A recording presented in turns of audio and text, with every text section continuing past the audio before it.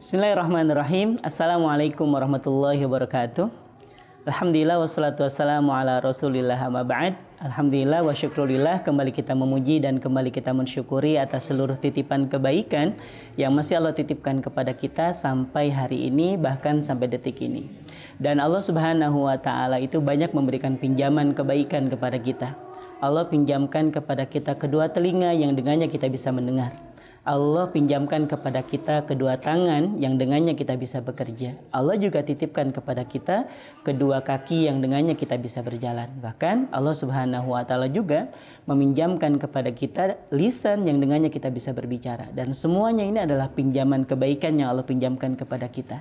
Dan Allah tidak pernah meminta kita untuk mengembalikan seluruh pinjaman-pinjaman itu. Allah hanya meminta satu hal saja dari kita, yaitu bersyukur, mau berterima kasih, mau mengakui bahwa seluruh titipan-titipan itu, seluruh pinjaman itu datangnya dari Allah Subhanahu wa taala. Hari ini kita akan ngebahas tentang sebuah tema, yaitu mencintaimu dalam doa. Ini keren banget sebenarnya. Kenapa? Karena ketika kita berbicara tentang cinta, berarti kita sedang berbicara tentang fitrah. Allah Subhanahu wa taala sampaikan tentang cinta di dalam surah Ali Imran ayat ke-14. Zuyyina lin-nasi hubbus syahawati minan nisa. Sungguh telah ditanamkan ke dalam hati manusia itu rasa cinta terhadap apa? Kalau dia laki-laki, dia cinta kepada perempuan. Kalau dia perempuan, dia akan mencintai laki-laki. Dan begitupun ketika Allah menjabarkan rasa cinta itu kepada harta, kepada emas, sawah ladang, binatang tunggangan, dan semuanya itu memang fitrahnya manusia untuk mencintai, ingin memiliki, dan juga ingin merasakan kenikmatan-kenikmatan itu. Nah, kita hari ini kita hanya akan membahas tentang masalah cinta ini. Yang kedua, karena kita sadar bahwa ini adalah fitrah yang tidak bisa dipisahkan. Jadi saat kita mencoba memisahkan antara kita dengan cinta, itu tak ubahnya seperti memisahkan rasa manis dari gula. Seperti halnya memisahkan panas dari api. Itulah gambaran dari cinta yang memang tidak bisa dipisahkan. Allah Subhanahu wa taala itu memberikan fitrah cinta kepada manusia itu bukan untuk dikebiri, bukan untuk dikekang. Juga bukan untuk dibiarkan liar begitu saja. Tapi Allah memberikan solusi dari permasalahan yang berkaitan dengan fitrah ini, yaitu pernikahan. Makanya ada sebuah ungkapan, karena cinta itu bukan hanya sebatas keberanian untuk menyatakan, tapi ia juga harus punya keberanian untuk menyatukan. Karena itulah arti cinta yang sesungguhnya. Ketika seorang memiliki rasa terhadap lawan jenisnya, itu bukan hanya sebatas memiliki rasa, tapi harus dipertanggungjawabkan dengan ikatan pernikahan yang sah.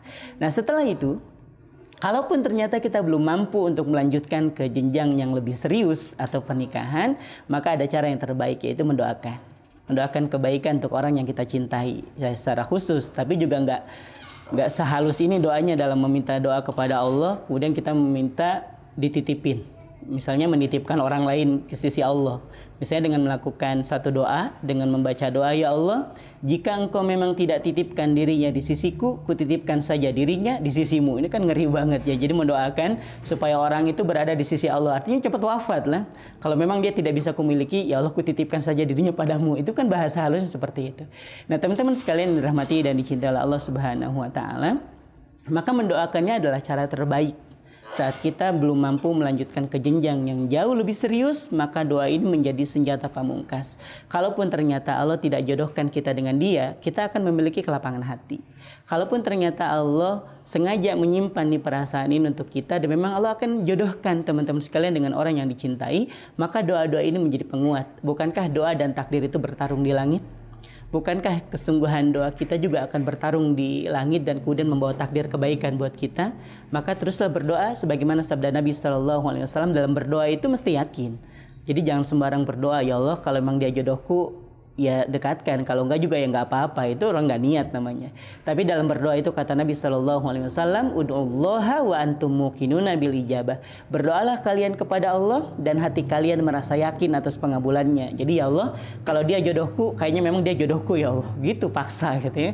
Nah, teman-teman sekalian dirahmati Allah Subhanahu wa taala, mendoakannya bagaimana? Mendoakan dengan doa-doa terbaik. Secara umum juga sama. Bukankah Allah juga menyampaikan, nanti di padang mahsyar itu saat orang-orang tenggelam dengan keringatnya, ada yang tenggelam dengan masa lalunya, ya dengan genangan-genangan masa lalu misalnya. Nanti di akhirat itu seorang akan tergenang dengan keringatnya, ada yang sebatas lututnya, ada yang sampai dadanya, atau bahkan sampai melebihi tubuhnya. Maka di situ Allah Subhanahu wa taala berfirman dan menyeru kepada orang-orang, ainal mutahabbuna bi jalali.